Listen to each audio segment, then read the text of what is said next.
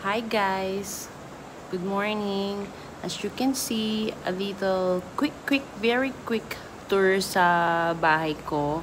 Simple lang naman kasi yung iba nag-curious daw kasi doon sa area ng living room ko parang maganda daw yung bahay.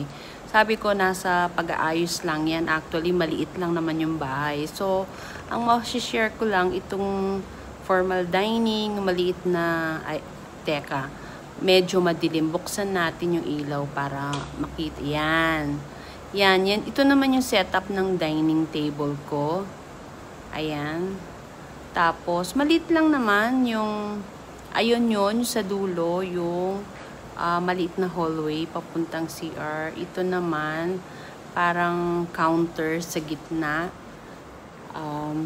bago ang kitchen.